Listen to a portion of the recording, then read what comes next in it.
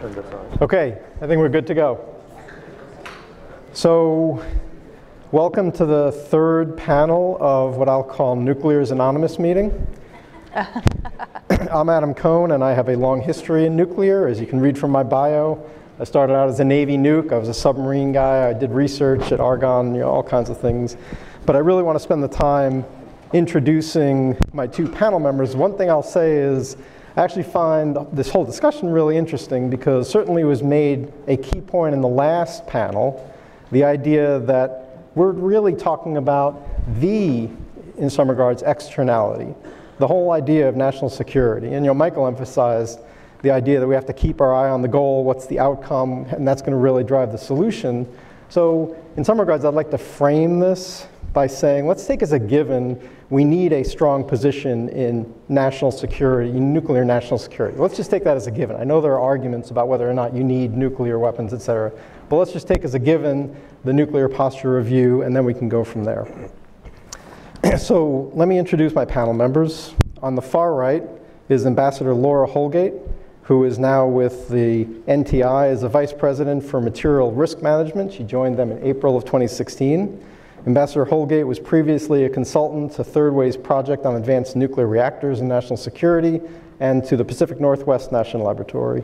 And prior to that, she was the US representative to the Vienna office of the United Nations and the IAEA. She was previously the special assistant to the president, and senior director for weapons of mass destruction, terrorism, and threat reduction on the National Security Council. And she was the US Sherpa to the National Security Summit, co-led the effort to advance the president's global health security agenda.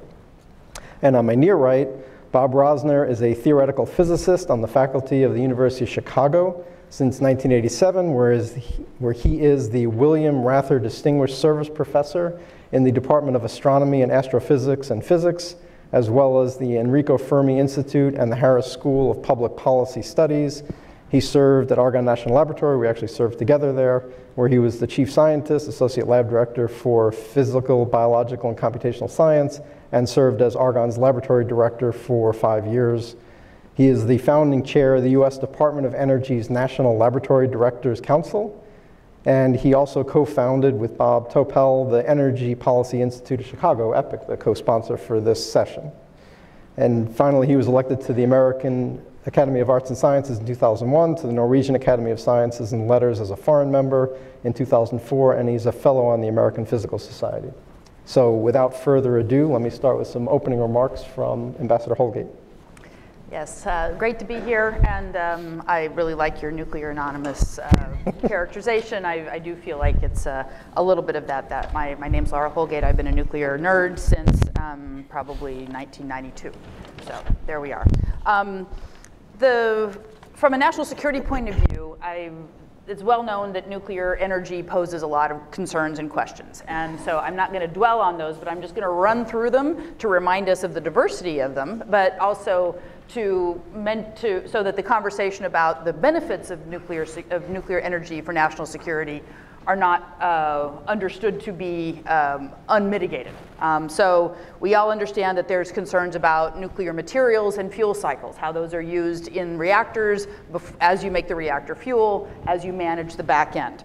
There's concerns about the waste forms for long-term storage and about whether you process or reprocess the spent fuel. There's concerns about nuclear security from a theft or a sabotage point of view, and there's concerns about safeguards in terms of are the materials in a civilian program being diverted to a weapons program.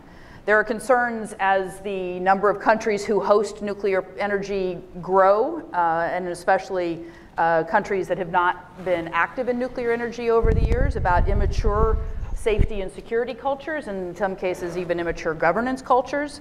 There's concerns about political instability, and then when you look at the Transparency International corruption list and you match that up against the list of most likely nuclear newcomers, there's a problematic overlap to those two lists.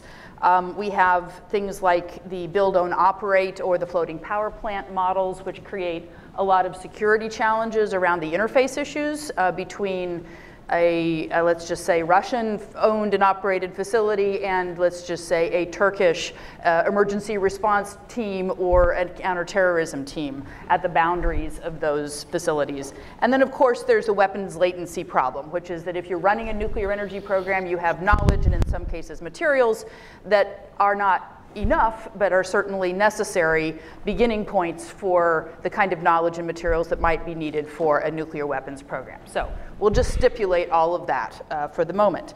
That having been said, there are solutions to many of those problems, many of which we live with today, many of which can be improved. But there's also ways in which nuclear energy is beneficial from a national security perspective. First of all, I just want to say climate is a national security concern. And nuclear development, or I'm sorry, economic development is also a national security concern, and those are interrelated. And so I don't want to spend a lot of time on that. We just had a very interesting conversation about the climate aspects on that. But if we're going to have major league contributions or major league reductions, decarbonization at the global level, that's going to have to accommodate the development aspirations of countries all over the world, and that's going to mean nuclear in new places at larger numbers than we've ever understood in our up until now, and that has implications. So from the other benefits that come from a robust U.S. nuclear energy system is the U.S. technology base. This supports naval propulsion, both from a people point of view in terms of training and experience, and in terms of post-military job opportunities, which are not inconsiderable issues. And it also supports an industrial supply chain that keeps our nuclear propulsion community functional. Having a strong nuclear energy industry supports our intelligence and threat assessment, because we have U.S. experts who understand deeply and in an artisanal actual way how a centrifuge works. What does a reprocessing facility look like? What are some of these novel models of reactors? And that's because we're doing it, not just because we're reading about it. And then there's, of course, the challenge that was hinted at earlier of the domestic enrichment and the needs that we have that will need to be supported within the U.S. Navy from a fuel fabrication point of view and also in terms of tritium production. So we also have some interesting opportunities for military applications of nuclear energy. Whether you're talking about remote bases or military bases that may wish to be more grid independent, and certain kinds of small reactor capacity capabilities that are deployable in those environments, or whether you're talking about actual operational energy at the front edge of a deployment. I was really shocked to learn recently that 50% of the casualties that we're taking in Iraq and Afghanistan have to do with supply chain, and diesel is a big chunk of that supply chain. And if you can reduce even a portion of that diesel requirements for forward and operating power, then you're actually saving lives in real time. The U.S. exports of nuclear energy are also an important benefit from a national security point of view. First of all, we have the non-proliferation constraints that go along with the 1, 2, 3 agreements for peaceful nuclear cooperation that wrap our nuclear importers into the web of the non-proliferation architecture that Dr. Hamre talked about earlier, not just for the materials and capacities that we provide, but for their entire civilian energy programs. We are able to transfer by our engagement with these countries through our U.S. companies, the security, safety, and operational cultures that make U.S. reactor operations, really first class on a global basis. And then the fact that we're having both government and commercial interactions with these countries gives us presence and visibility inside their nuclear energy programs to see where they might be going next, whether there's reasons to worry about proliferation concerns, and so on. And finally, we have, and it shouldn't be finally, it really should be considered much more higher up on the schedule, we have the soft power and geopolitical relationships that come from our nuclear exports. We want to be exporting to our allies. We want our allies to be buying from us.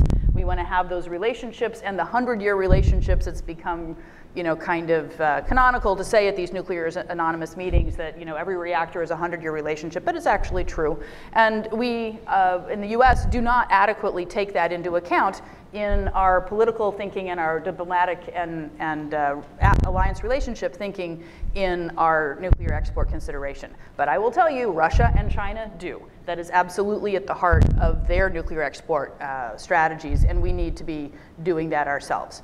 And then the final thing I'll mention in terms of the benefits is that it maintains US influence on the international organizations and norms that govern global nuclear commerce and behavior, and whether that's the International Atomic Energy Agency, the Nuclear Suppliers Group, other kinds of export control structures. If we are not knowledgeable of and considered an attractive purveyor of nuclear energy technology, our voices in those quarters are going to be dampened. There's a lot more that we can talk about in this regard, but I will just lay that out as the fundamental argument that there is a lot of national security justification for a strong domestic nuclear energy program. Well, I'm pleased to be here. Maybe the first thing to say is that in the preparatory discussion we had prior to this meeting, we discovered something that I think the other panelists also noticed, which is it's really tough to really disagree. Much of what Laura said, I completely subscribe to. So what I want to do is just mention a couple of things that particularly interest me, and then I want to take advantage of the fact that where some of the disagreements might actually occur is this panel with some of the other panels. And so I'm going to take on the challenge of answering Michael's question about the money. Okay? Now, just to be clear about this, Michael has also said to me something that, as a physicist, I take to heart, which is he told me that economists tend not to want to talk about things that they don't know anything about, but physicists don't seem to have that restraint. So I'm going to exercise that freedom, and I will do that. Okay? And I will stand to be corrected if I'm misguided. Okay. So the one area that I want to emphasize a bit beyond what Laura already talked about had to do with the issue of the skilled workforce that's needed for both the nuclear navy as well as the entire nuclear enterprise in our defense effort, national security effort. And that workforce comes in a bunch of flavors.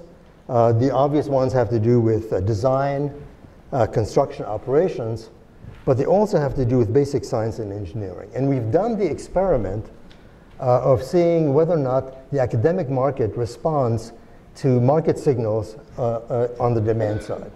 And that, of course, happened subsequent to 3 Mile Island. We know what happened to nuclear engineering departments after that. Not only did we stop building reactors, but the engineering departments shrank. A number of nuclear engineering departments disappeared altogether. And I think maybe this may be not a particularly fair assessment, but my sense is that the average quality of the folks that continue to want to do nuclear engineering at that point, the kids that went into that, were not the same as prior to that. So there was a distinct difference in the quality, and certain kinds of engineering aspects were no longer emphasized, including in particular the design aspect, because the customers were basically not there.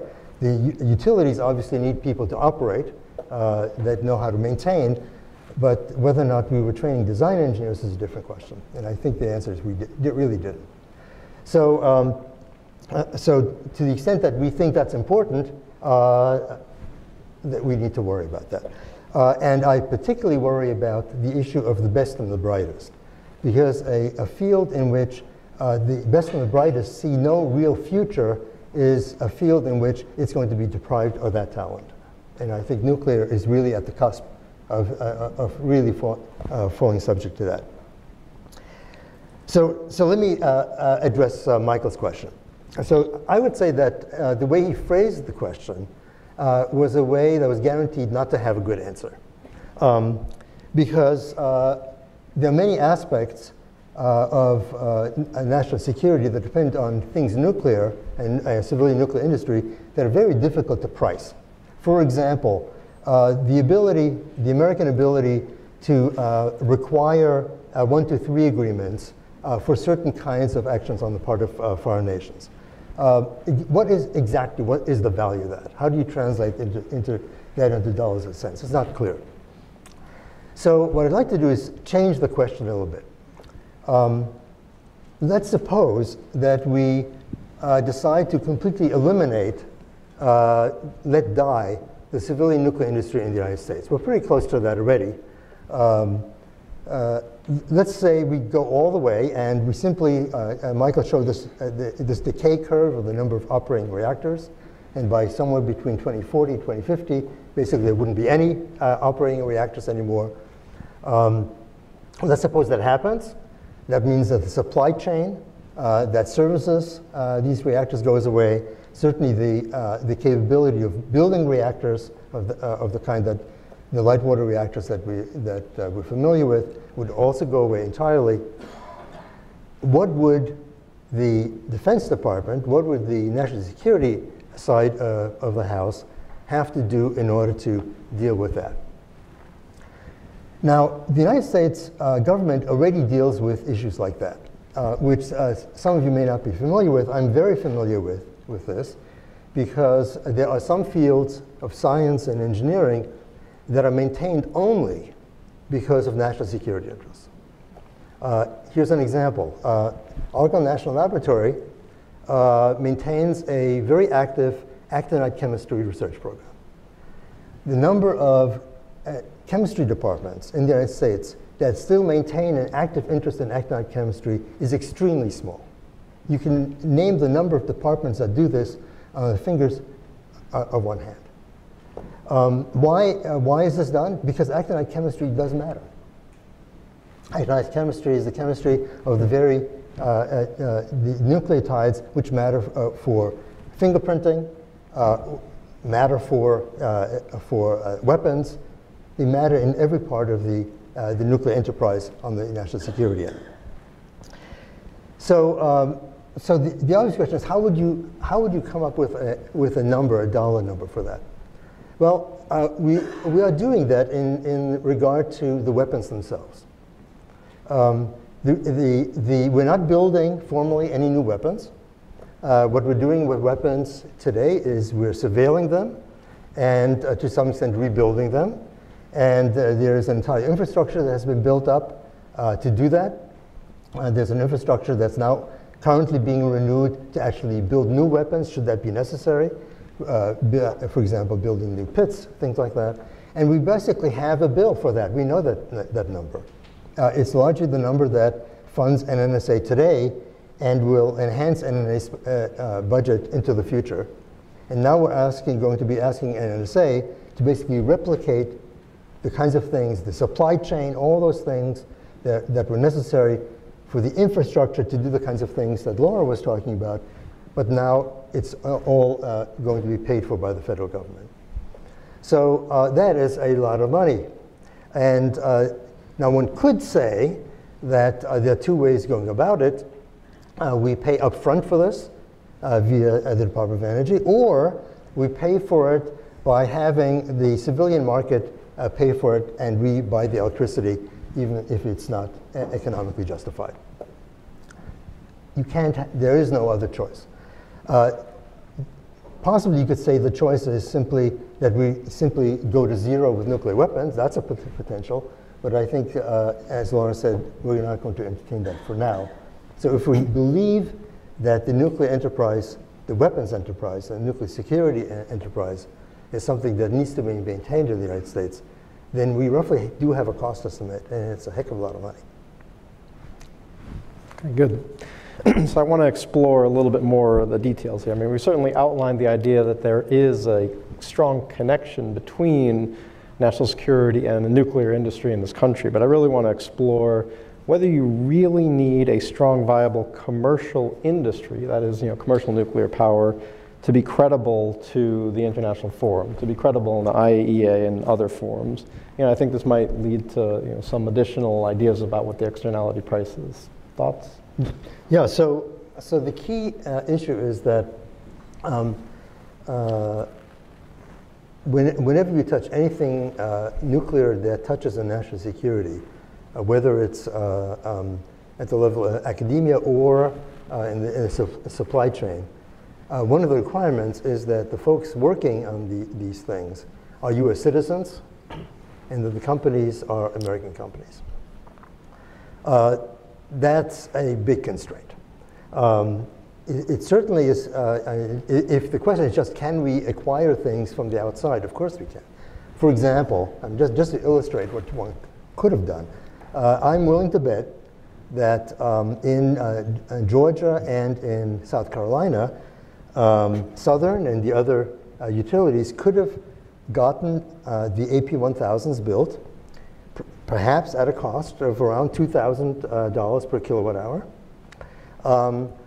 But it would have required the South Koreans to build a small Korean village next to the two sites, the way that they did in the Emirates, in Abu Dhabi.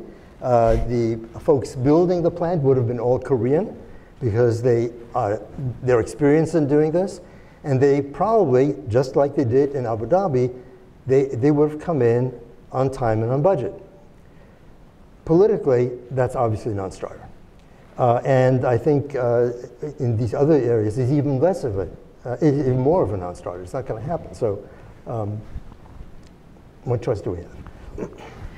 Well, I look at it from a much more political perspective, and I think about the conversations that I took part in, both when I was at the White House and in Vienna, in the international community. And right now, everybody cares what the U.S. thinks about their own nuclear program, whether it exists or whether it's a gleam in their eye. That's why 1, 2, 3 agreements are beneficial to these countries, even if they never intend to buy American, is because it is a sign of approval from the U.S. political elite that we are okay with their nuclear program. And so this is, there's no other country in the world that for whom that is, kind of a benefit. And that is a reflection of our historical position in the nuclear energy community. As that falls away, that makes it much less viable for the U.S. position to be respected and taken into account when you're talking about the nuclear suppliers group especially, and other international export control regimes. If we're a bit player, we'll have a bit role. We'll have a bit voice. We'll have a much shrunken part of the script. When we're talking about the IAEA, even our primus inter pares position there has something to do with the number of reactors that we operate in the U.S. and the ability for us to have a permanent seat on the Board of Governors is related to that, and that means we have a voice. We are there at every table at the Board of Governors and the IAEA, and so there are some very practical, tangible impacts of significantly declined U.S. nuclear energy when it comes to our ability to shape the international non-proliferation architecture and norms that we have largely designed to our benefit. And if we cede that role to others, they will be designing it to their benefit. And that benefit is, we have now with the new national security strategy, the viewpoint about Russia and China is not one of cooperation, but one of great power competition. And so it matters if they're shaping the global nuclear infrastructure and architecture that governs both energy and non-proliferation. And so we really need to take seriously our ability to have influence at those conversations. Right, so here again, I think there's general agreement that we should have a strong position internationally because of some of these issues. But the Energy Frontier Institute paper that came out in the fall, so I'm going to pick on my former boss, Secretary Moniz, that contends that there needs to be a tight connection and the government should support a strong commercial nuclear sector. But in some regards, some of the comments and some of the discussions we had a priori to this conference, it's not clear that you necessarily support that position, maybe because the arguments haven't been fully articulated.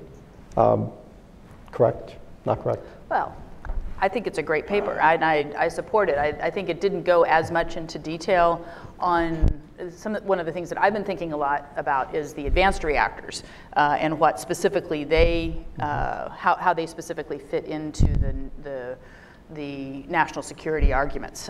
They pose some new challenges because they are looking at different fuel cycles that could, in certain circumstances, be understood to be more risky from a proliferation or a weapons latency point of view. But they also create new opportunities because, as was mentioned, I think quite dramatically in the first panel by Dr. Coward, we need, these reactors still exist on paper. We need to get them out into the world. But while we're doing that, while we're progressing from paper to real life, we have a chance to bake in the security and safeguards mentality that we did not have the opportunity for in the Gen 3 and Gen 3.5 reactors, most of which were designed and conceived well before the 9/11 realities that caused us to rethink the role of nuclear terrorism in our, as it relates to nuclear energy, and then the Fukushima events that have come since then. And so a lot of add-ons have been done, which is inefficient and expensive. If we have a chance to, kind of begin anew without that, deliver it fast and reliably mantra that was driving the original light water reactor decision, then we have a chance to tailor these reactors not only to the safeguards and security realities that we know exist today, but also to the needs of their of where they might be sold. I mean, one of the fascinating things about these 80 reactor types is they're also niche oriented. They're not all optimized for electron generation. Some of them are optimized for waste heat. Some of them are optimized for desalination.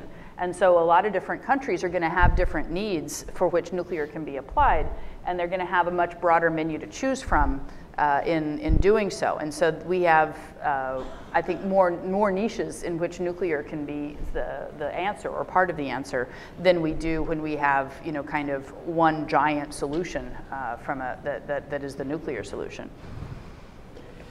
Yeah, so I have to say that I found the discussion, the first two panels, both interesting and depressing. Because it's very hard for me to see how you can get away from the economic facts.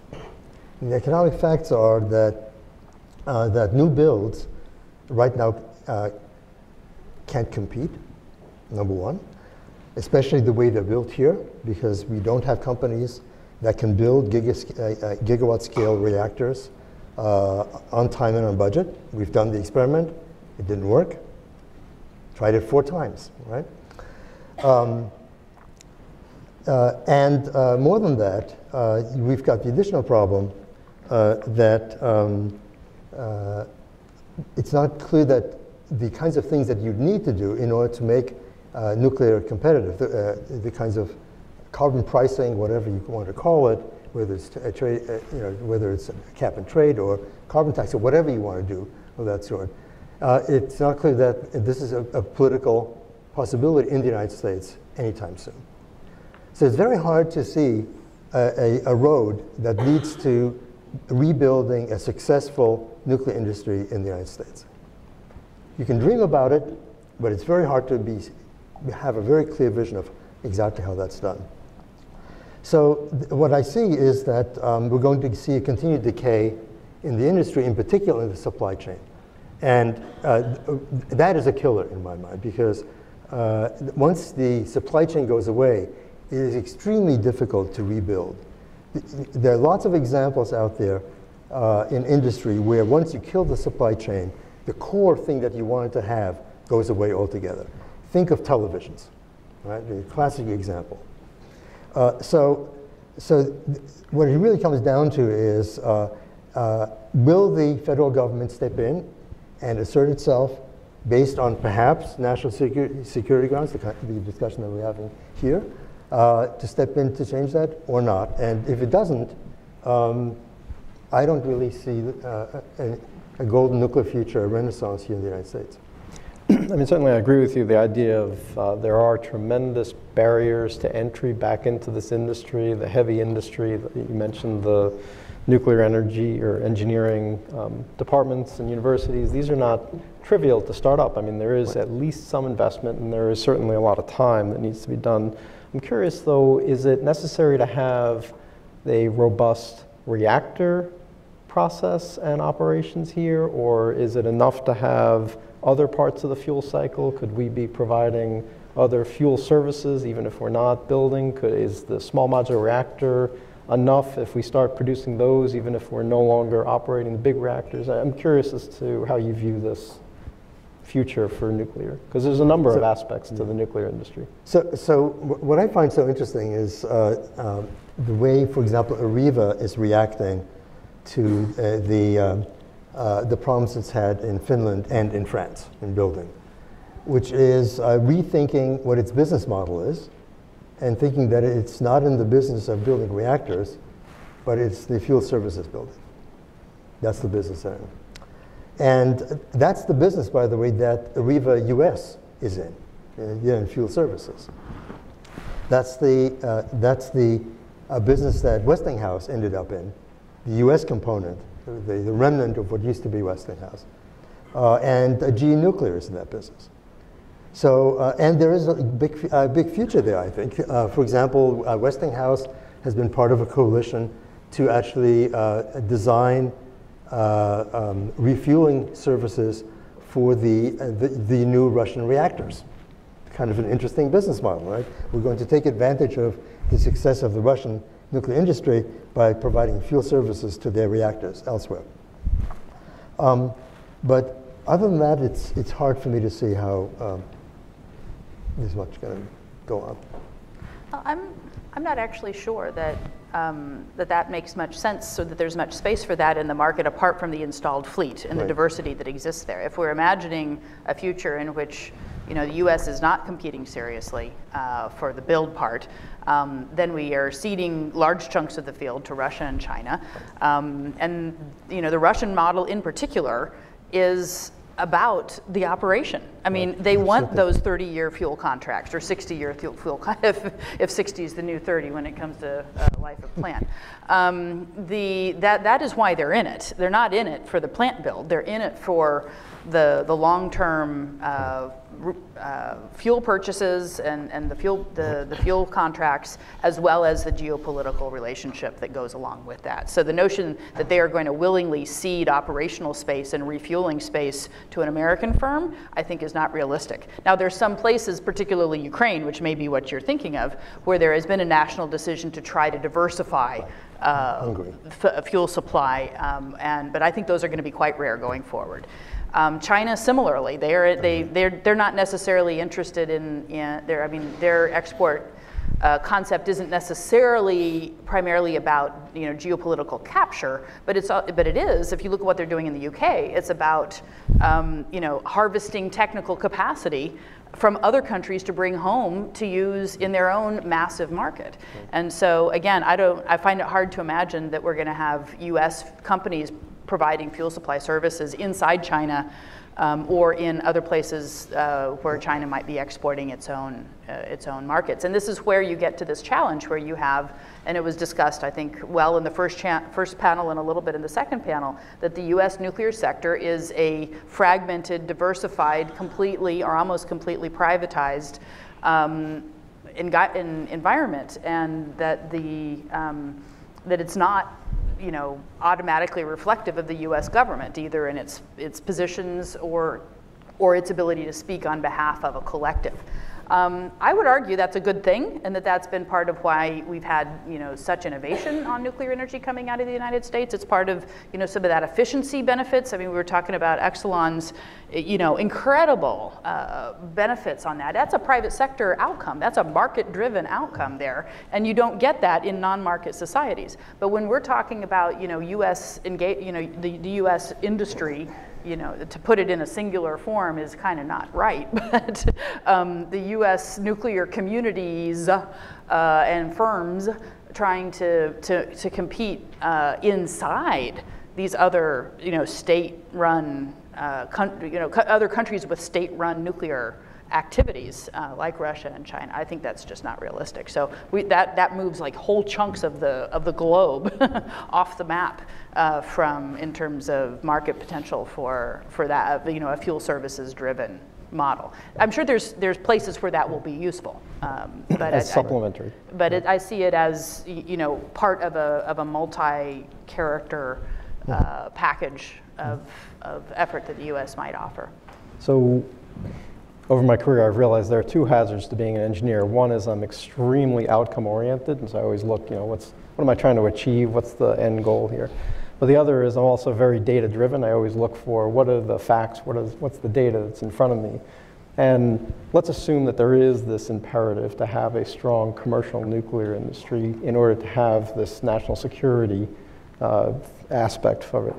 So in that case, I would look for data as to the Department of Defense or maybe the NSA or the Department of State screaming and providing a tremendous strong push for there to be this investment. Have we seen that? I think we've seen more from those two corners than you would have expected in terms of Department of Defense interest on some of the things that I mentioned earlier in terms of base power and operating power. State Department, certainly has an advocacy voice here. I think certainly in the administrations in which I served, there was such a unresolved tension between the stated all of the above strategy and then just a whole range of folks who tended to be within the Domestic Policy Council and on OMB who were just very, very anti-nuclear energy, where that stigma had just taken hold so strongly. And so that prevented even enormous advocates such as Secretary Moniz from having full voice in the domestic conversation and in the international conversation about the role of nuclear. And so that unsettled tension really prevented the U.S. from acting. And so it wasn't from a lack of interest from the other national security players. It was a lack of a forum in which that domestic impulse against nuclear and the internationalist impulse in favor of nuclear energy could be resolved. And so we had, inadequate action in my view. And the current administration? It's so hard to tell. There's a rhetorical commitment that was mentioned, and I really hope that can be borne out. I was in Atlanta yesterday and heard from Undersecretary Menzies about the Department of Energy's various investments. But I think the charts that we just saw about investment on R&D, this administration isn't going to create a spike in that. There's a whole range of folks that, again, it was mentioned in the previous panel about skepticism towards anything that was not just a laissez-faire, and there's a lot of statements that you hear from current officials saying, well, the government doesn't pick winners and losers. It's like, well, the government has always picked winners and losers. It's just, how open has government been about it? So I think it's also their diagnosis that over-regulation is part of the problem associated with nuclear. I think that's a drastically wrong diagnosis. I think even the nuclear industry folks will recognize that when they go talk internationally, it is the fact that they come with a really first-class regulatory pedigree that is a benefit for them in their international conversations. And certainly a high-quality regulatory system is what keeps the U.S. I won't say public embrace, but public tolerance for the existence of the current fleet, and hopefully some modest growth domestically over time. So the notion that we're going to make it easier to deploy nuclear by reducing regulations, I think, is dead wrong.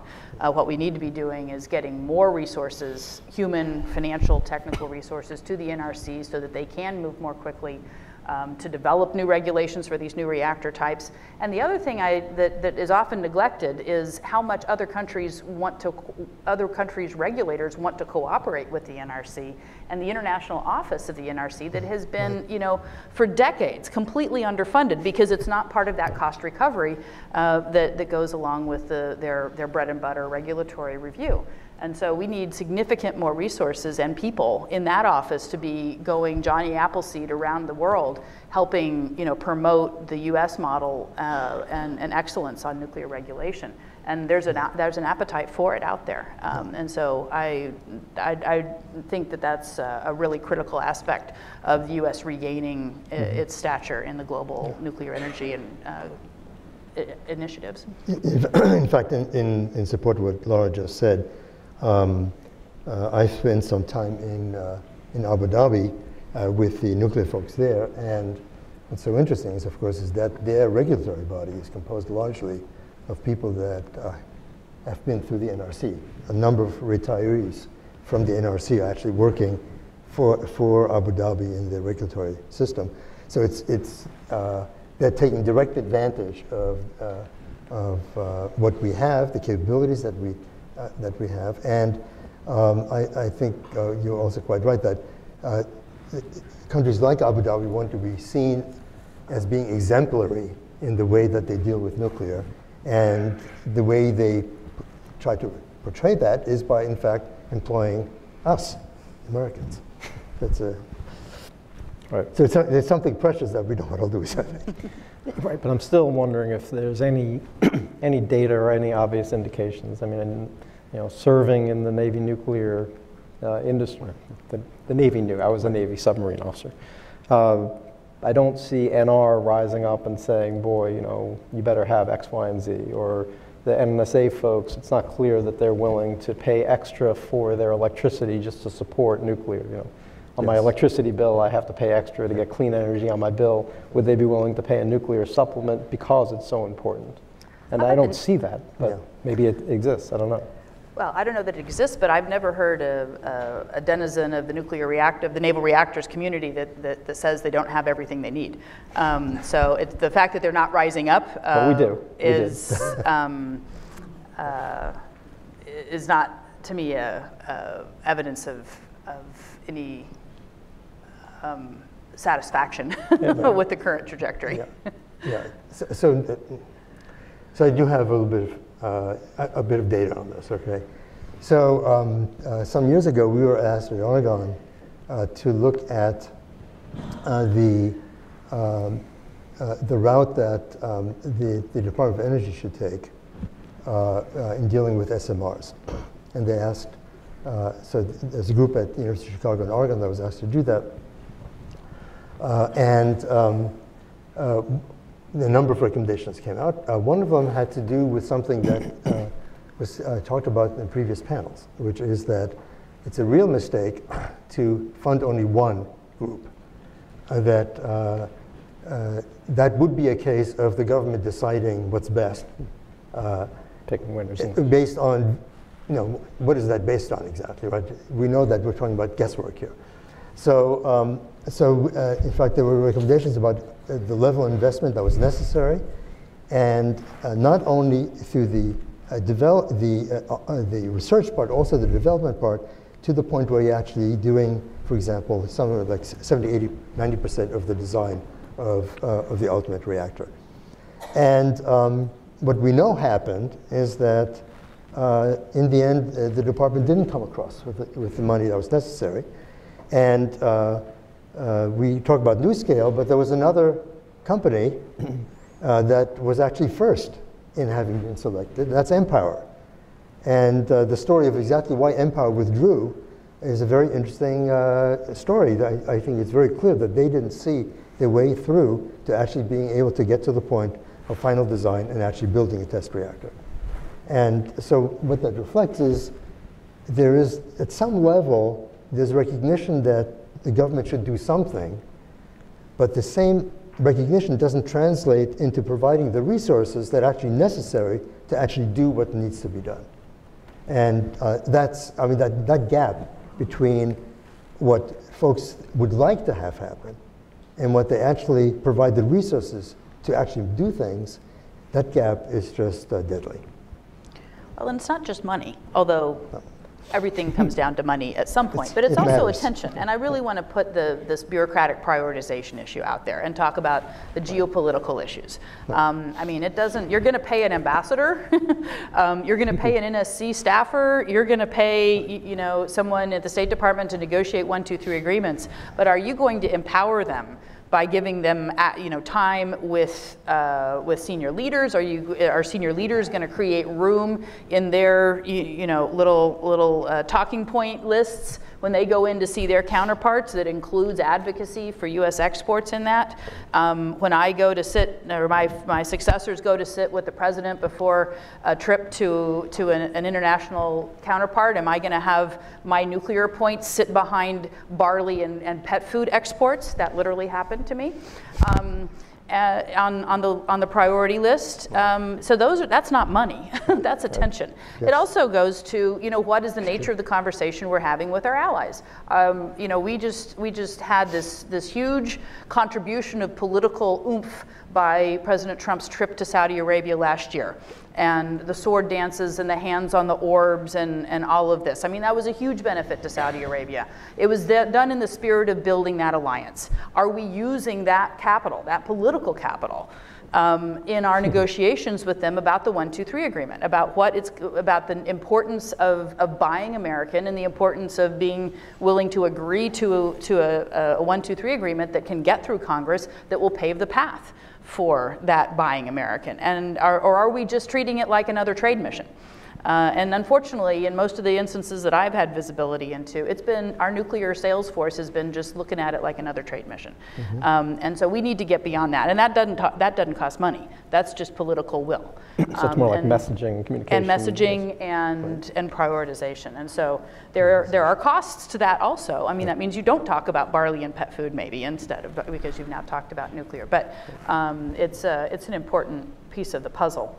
The other thing I want to just build on is a comment that Bob, you made about the workforce. And yes, we talk about the engineers and the physicists and the design people and, you know, the kind of high-end stuff, but there's also the trades. Mm-hmm. And, you know, we are really, and that supports in a different way the Navy nuclear environment, you know, than with the really high-quality Rickover babies, the highly educated folks. I mean, you've still got to have someone who can turn a wrench and weld a pipe and, you know, roll a piece of steel for a container or whatever, you know, forge the special forgings to nuclear standards, and those are not going to have PhDs from Penn State. They're going to be trained in other ways, and I think you know, it was mentioned earlier that when there was an effort to take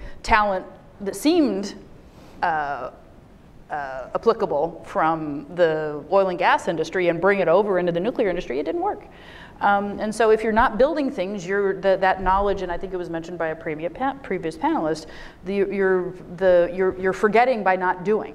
And the less we do, all up and down the scale from, you know, the levels and the different categories of expertise that's needed, the less we're going to have that available to us to do the things that we're going to need to do. Mm-hmm. Yeah, well, I will argue that, you know, certainly over the history of this industry, the Navy has actually served as the feedstock for a lot of this. I mean, you know, I'll stand behind no one in admiration for what Rickover built, because it wasn't just building the submarine, it was building the whole industry about how to do this, including the curriculum about how to train both engineers as well as technicians to not only operate the submarines but also get out into the industry and help the supply chain, and it worked. But if there's no industry jobs for them, are they still want to go in on the front end of the Navy nuke program? I mean, the fact that they have a 20-year career and then a chance for a second career after that may be part of that judgment that although 20-year-old makes. They were able to incentivize me to come into Yes. So I want to open it up to questions from the audience. Same ground rules as were said before. You know, name, affiliation, and pose the question in the form of a question. And I'll do the same as the past have done. So I'll take the 3 questions and go from there. Bob Coward, you heard me earlier. I guess, Laura, you mentioned this sort of in a comment or two earlier, and I was hoping you could just expand a little bit, and I'll give you a quick story.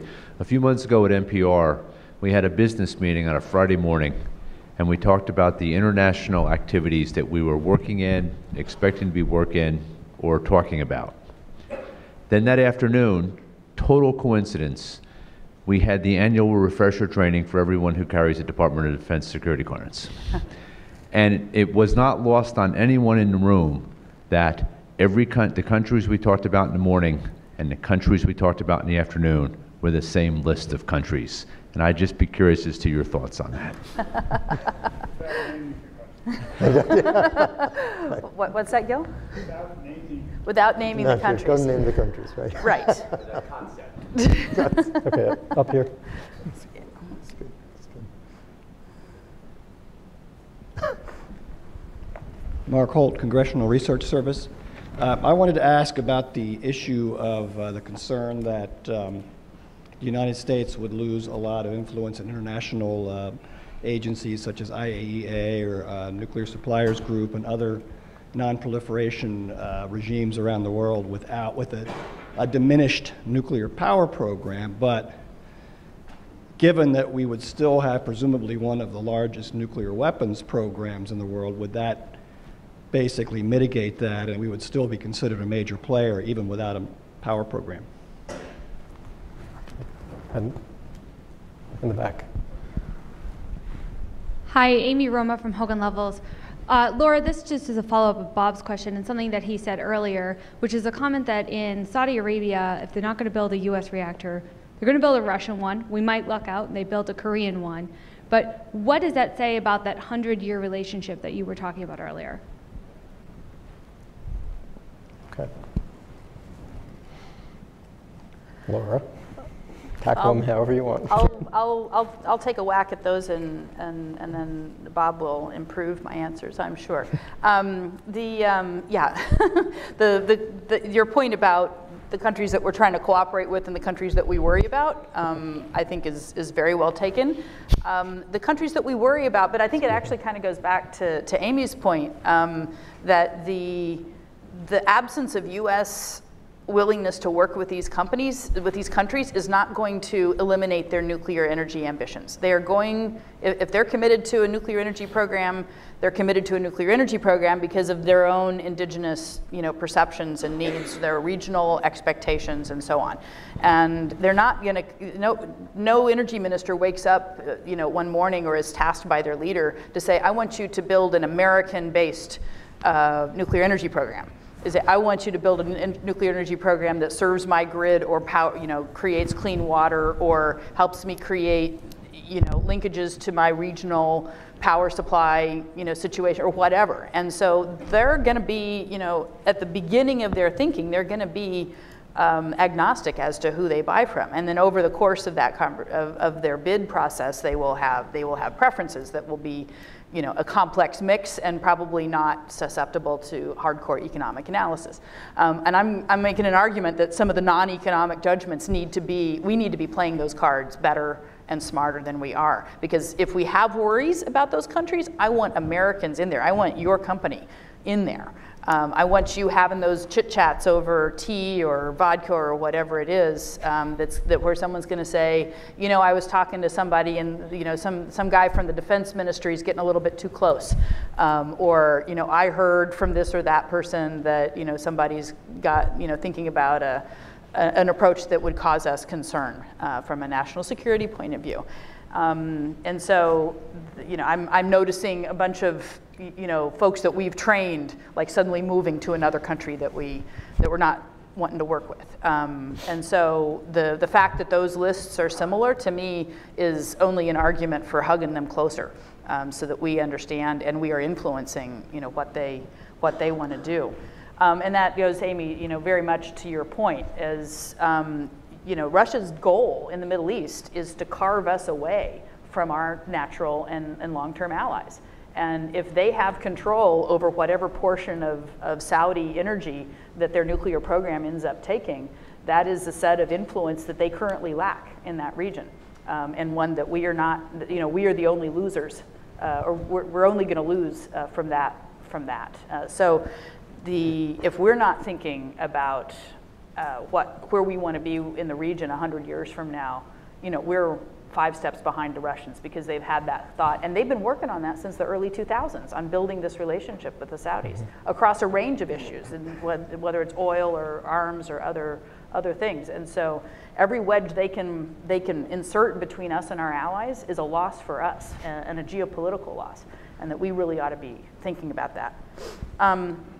In terms of nuclear weapons programs, Janice Dunley is here. She'll know, and Dick Meserve as well, will know better than I do. But the rules that gauge our ability to sit on the board of the IAEA have nothing to do with how many weapons that we have, and every bit to do with how many reactors we're running, by comparison with other countries. Is that essentially true? So from a very literal point of view, we may not be at that table, and it has nothing to do with our weapons. Now, the fact that we have weapons will always cause other countries to worry about us a little bit, but I don't think it will affect that much what other countries do with their nuclear energy programs, because if we're gonna, we don't need our nukes. If there's gonna be some kinetic reaction or some kinetic way of engaging with another country because we don't like what they've chosen to do around their nuclear energy, we don't need nukes to deal with that. Nuclear weapons to deal with that. So I think it's a much less direct connection to our ability to influence other countries' nuclear energy choices. So I think the only part where I would want to add to Laura's answer has to do with your question, actually. So we've done actually an experiment that is the answer to your question, and that is the P5+1 negotiations with Iran. If you ask who participated with Kerry and Muniz in those negotiations on the technical end, a number of those people are people that are involved in the nuclear energy program, the reactor program. And for the obvious reason that there are issues having to do with the front end, the back end, with the operation of the reactors themselves, material accountability, all those kinds of things that matter if you're interested in an effective surveillance program of the Iranian program. So I think the answer is, if you don't have those people, you're not going to be a player. Okay. In the back. In the back, in the back, in the front. My name is Sam Miranda, retired nuclear engineer. I'd like to ask about a different kind of nuclear security, and that is with the spread of nuclear power technology around the world, and especially in emerging countries that don't have the infrastructure, the roads and hospitals and airports and so on to deal with a serious nuclear accident. And they import technology into a country where the most advanced bit of technology is the airliner that Southwest, that some airline is using. How do we deal with that? Because a nuclear accident in Kenya is going to affect plants all over the world.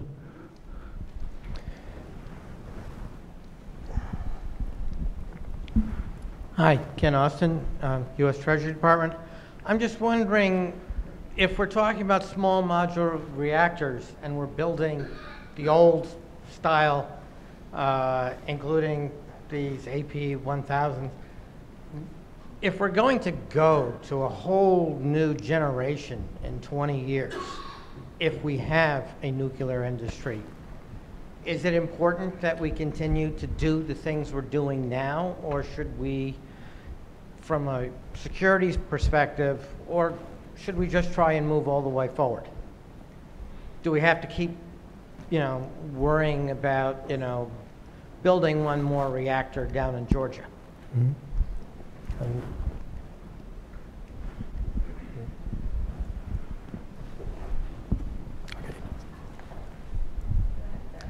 Sarah Banaszak with ExxonMobil. I'd like to go back to Paul Greenstone's question, because I think he asked for maybe a price on the value of this. And I would argue that if you can't put a price on it, you at least have to define the problem better. So if you need a commercial private sector industry, it's how many gigawatts, which current reactors, how many gigawatts can we retire before we have to take a serious hard look at the problem? Can we look at it in 3 years' time unless we lose more than X gigawatts? I mean, if there's no definition whatsoever around the problem, it doesn't seem to bode well when compared against all the information presented by the previous two panels about the direction of the commercial industry. Thank you. Okay, so let me take those three questions. I mean, the first one, at least I'd like to constrain it a little bit, because I certainly think it's important that countries deal with their own nuclear accidents, but I'd be curious as to how that relates to our nuclear surety, if you will. You know, is it important for us to make sure that nuclear accidents around the world are taken care of from a U.S. nuclear posture perspective versus international? You want to start? Yeah, so obviously it matters. I think the question contained in it sort of in a sense an answer to the question, which is a serious accident anywhere is as if the accident were going to happen here. You know, it's the impact of an accident anywhere would affect whatever happens here. And we've demonstrated that, right? Fukushima had enormous effects on the nuclear industry worldwide, not just in Japan. Now, I think you're asking, what can we do about it? And I'm afraid the answer is not much, because in some sense, the problem has gotten away from us. If our nuclear industry dies, it's not going to die in Russia, it's not going to die in China, it won't die in India.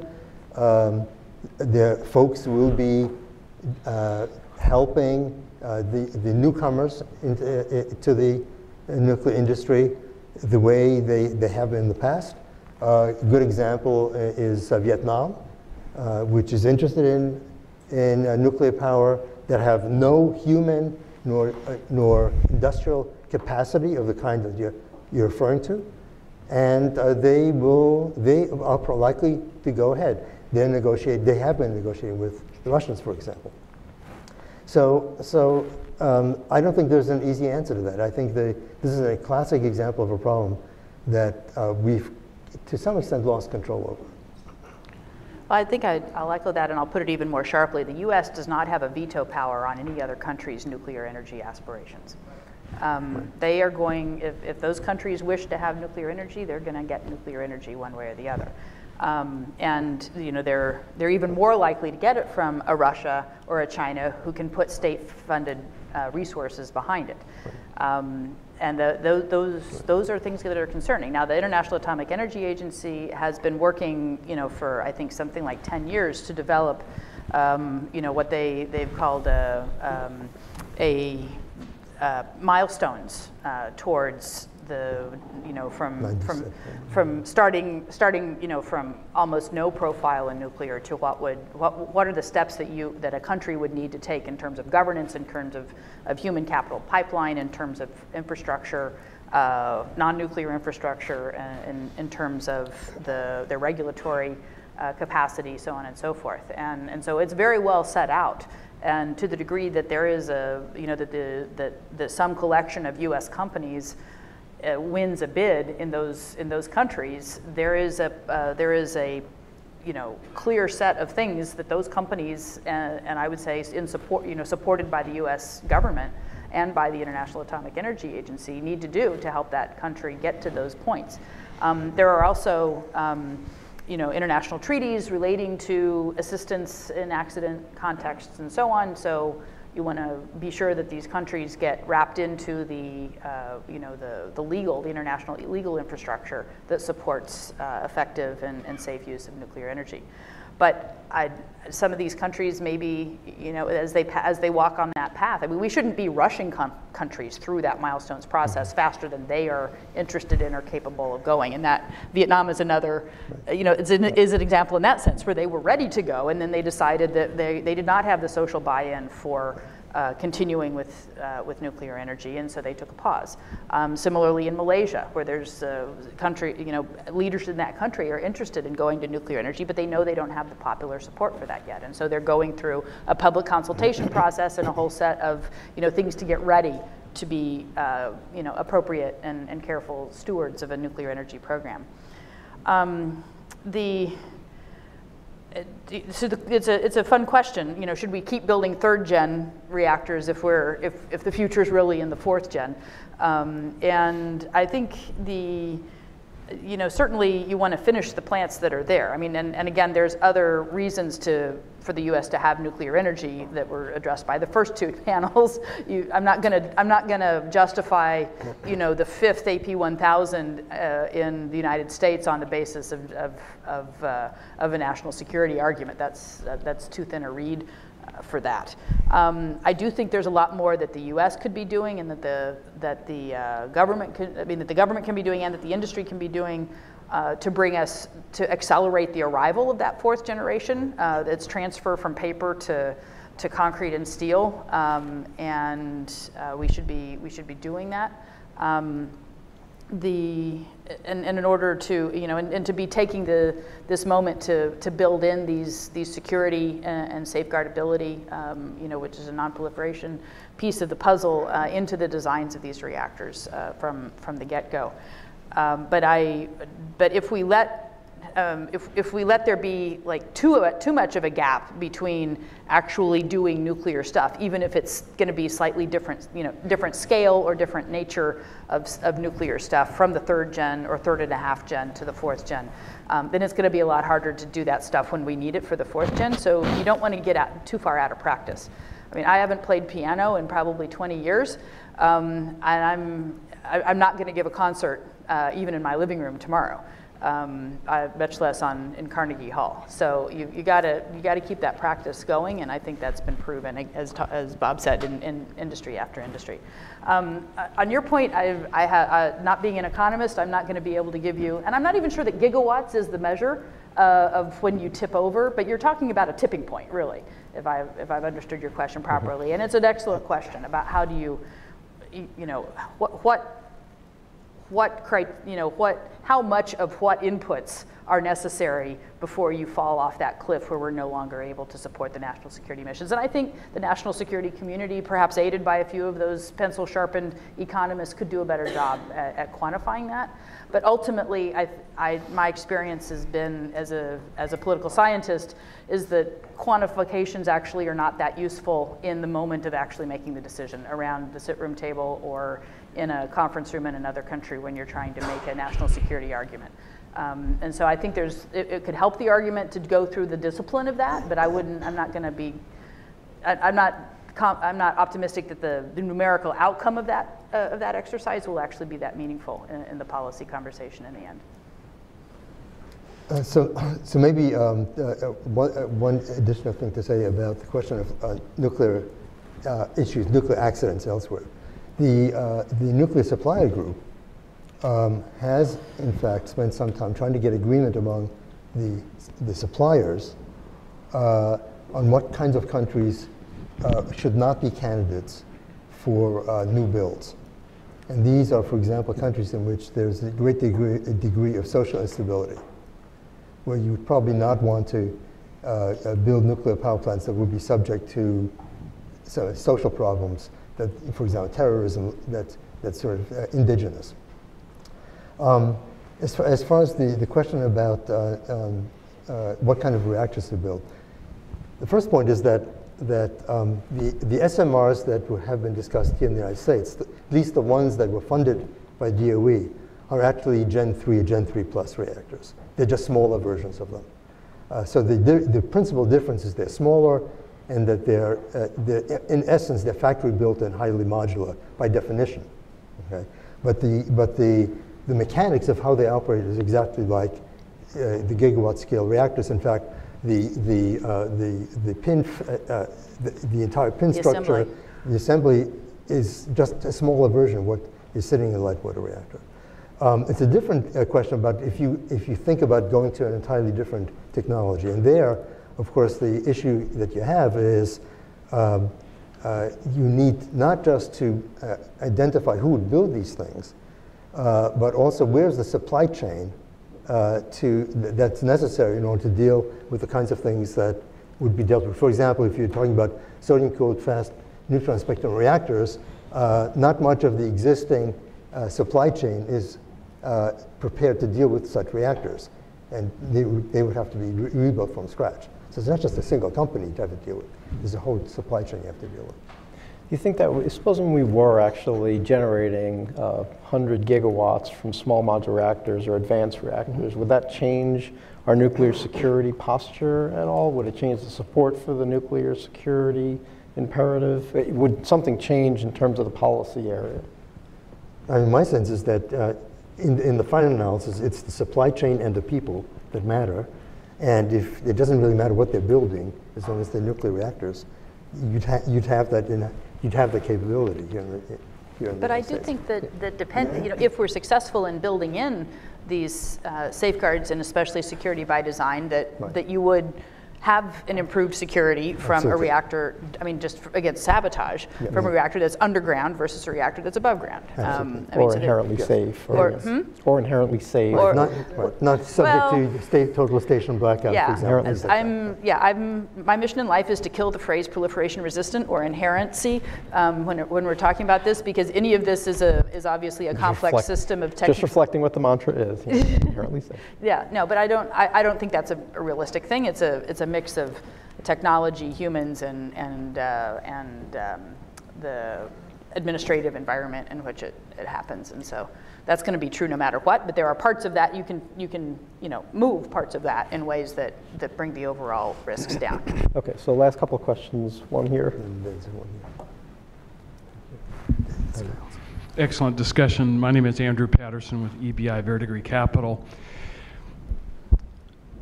Let's get to what are the mechanics for integrating nuclear energy in our foreign policy.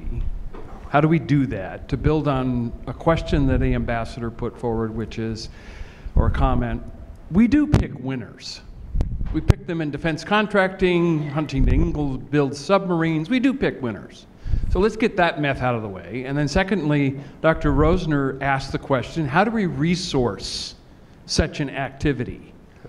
And we need to recognize that we have special purpose entities that do things like this. EPRI is congressionally sanctioned. We have TVA. Massport is a regional entity that owns Logan Airport and the Port of Boston. They go to the bond market and raise billions of dollars to finance construction. We can do these things if we get rid of some of these myths. If China and Russia are listening, I assume they are, they must be amused by our wondering whether nuclear can compete.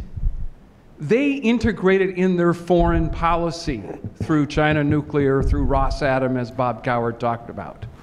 What's holding us back? Gil. So, just half a question ago, and I don't want to steal Andy's energy, but I wonder what the security risk is in the R&D arena of getting to the Gen 4 reactors. And as an aside, I wouldn't just say NuScale is another light water reactor. It has other compelling attributes that may NRC to decide the EPZ, for example, things like that. So it's not inherently safe, but maybe safer. But we don't have, this is Gilbert Brown, and I work with the Elysium folks who are developing a molten salt reactor. I'm a longtime professor and worked in nuclear safety, et cetera, et cetera. But we don't have EBR2, we don't have fast reactor facilities to do the high fluence experiments that we need. We have a handful, apparently, of radiochemists that work on actinide chemistry. I mean, and if it's a national security issue, where's the compulsion? Where's the Andy energy of doing something. And there's talk. We always talk. We're going to talk about designing a research reactor with multiple loops to do this and do that. But as we heard in the beginning, sometimes the perfect is the enemy of the good. And we need these facilities. So the question is, what's the security risk of us having to go to Russia to put our experiments in a fast reactor, or to China to develop a Gen 4 reactor? That's my question, and where is it in the budgets, et cetera, et cetera? So let me try, just real quick, let me just collect the last one, and then I'm going to challenge you to be really quick with the answers. The basic question, can nuclear compete? And it seems to me that, one, you just addressed that issue in terms of lots of reasons why countries want nuclear power. And some of them are economic, and some of them are political, and et cetera, and security. But the real, to my mind, the key question is, how important is it that we try to compete with China and Russia? And one of the dimensions, I mean, we talked about the political dependency and the influence, et cetera, that brings with involvement in these areas, and why it's important, therefore, for the U.S. to have a really strong industry to be a legitimate competitor in terms of those entities.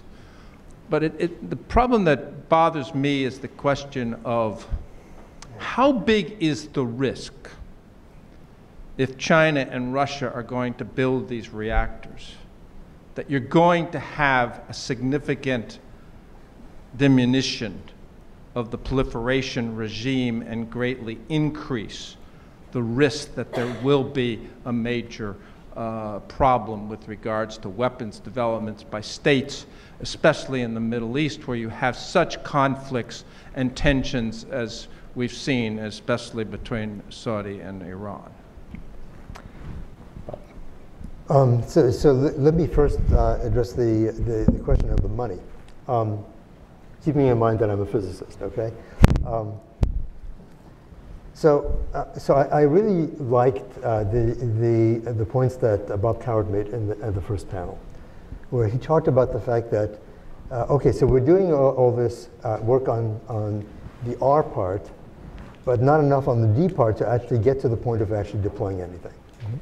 And I think we have example after example of where in the federal government, we actually don't put in the money that's actually necessary in order to get to the point where private industry would actually be willing to take over and fund. So the SMR program is a perfect example of that, where DOE has struggled, and I mean, I'm going to be extremely excited if NuScale does get to the point of actually building a test reactor, and then something takes over. In order for them to succeed, they will need something that people tend not to talk about, which is in order to have an assembly line, a factory to build the modules, you need an order book. Well, where's the order book? There were all sorts of suggestions made 5-10 years ago about how to construct an order book, but nothing has really ever materialized. And without an order book, I don't really see that you'll ever get a transition from having a program that has funded a test reactor to actually a commercial program. And with regard to the last two questions were certainly related. What's the security risk of? Yeah. Maybe you should. Well, I think the fundamental question of Andrew's question was a political question, and it comes from the top. So first of all, you need a leader who's willing to prioritize it in their, very constrained, their time in their day, their time with their counterparts, and their time with Congress. You need a policy development process at the White House that gets the right interagency conversation in the room. Even though I led meetings on 123 agreements, OPIC wasn't in the room, EXIM wasn't in the room. The nuclear energy team from DOE was only in the room because I dragged them there, because I wanted them to be part of it. So you need and then there's this disconnect between the National Security Council and the Domestic Policy Council. And the opportunity to have back and forths there. The only successful, the only policy process that involved both successfully in the last administration was a Blue Ribbon Commission on the back end of the fuel cycle. And where I would show up and everyone would say, well, why is she here? She's from the NSC. I said, I'm here to make sure that anything that you guys decide about spent fuel isn't done in a way that rules out the potential for international cooperation around spent fuel, and the potential to bring international spent fuel to the United States, under certain future circumstances. So that was the only thing that really worked. I couldn't get DPC people to come to my 123 meetings. I couldn't get the energy industry advocates within, the White House system or the interagency to come and be part of those meetings. And so so you need a process that does that. We began that by creating one single position that kind of straddled that. And I understand that that's been it was canceled and then recreated at the beginning of this administration. But there's no evidence that that's actually making a dent in this divide. And then it's, you also need the State Department to be willing to be a full-throated advocate. That split that I talked about earlier between domestic and international, there's a very strong State Department community that is anti-nuclear energy. And in the offices of the environment, Oh yes, that's the one I'm looking for. Where there's a very powerful and renewable, apparently, community there that does not support nuclear energy, and so there's no functional advocate to work with the regional offices in the State Department to be sure that when assistant secretaries and ambassadors are doing their normal thing, that nuclear cooperation is a piece of that puzzle. So there may be a cosmic thing to say, is that we've got to get out of this ambivalence about nuclear in our country. And then, but that is replicated at decision-making levels all over, our Washington policy community. And so that is not a satisfying answer, because that's a generational problem. That's not something that's going to fix us in the next couple of years, but just when we really need some action. So that's why I'm going to say the money is what is really important here. We need more money in the nuclear energy budget. In the R&D budget, we need more money in EXIM and OPIC. We need more resources for domestic, to Gil's point, domestic test reactors. And I don't mean first-of-a-kind reactors like you're talking about. I mean like actual, specific experimental reactors to support the technical requirements of these novel reactor types. And the Navy, yes. And we need, the most useful thing that we could do as a country to enhance the viability of nuclear energy is to at least, make a dent in our back-end fuel problem. And we have a bill, I understand, that's moving through Congress that is going to authorize the Secretary of Energy to create these interim storage facilities that will at least be the beginning of a solution. But if, there's no country that has successfully demonstrated a closed fuel cycle, but we also haven't successfully demonstrated our open fuel cycle. And until we do that, it's going to be hard for us to be preaching around the world. And so these are all giant lifts. And so that's why we can't get on with it, is that these problems are just so big. But there are some small things that we can do, and I think this community, the Nuclear Anonymous, part of the answer is the energy needs to be here in this room. It's not someone else's problem, it's y'all's problem. Are you energy voters, nuclear energy voters, when you go to cast your ballots? Are you talking to your congressfolk? Are you, bringing it up in the communities in which you have a voice and authority? And so that's a piece of the puzzle. Yep. So last thoughts on the security risk of not doing Bob, it? I'm sorry. Well, I know what you think the answer is, because we were on a panel yesterday where we talked about this. But I actually think that it's clear that Russia is doing everything they can at the IAEA to undermine the independent authority of the Secretariat, to reduce the burden of safeguards, and I think they're doing this to endear themselves to the non-aligned movements and the global South, where they want to sell their reactors. because that community is the one that's the most skeptical of those, so-called non-promotional activities of the IAEA. I think China is actually less problematic in that respect from the point of view that they're being quite serious about nuclear security, for example, inside their own country, and they're beginning to see a regional leadership. But China is still such a policy follower. I don't see them, if we lose our influence, I don't see China, even though I don't see them trying to wreck things the way the Russians are, I don't see them being able to step into a leadership vacuum in an affirmative way if our influence were to shrink. All right. So let me take a moment to thank our panelists and ask you to thank them as well, and remind everybody that there is a reception following this.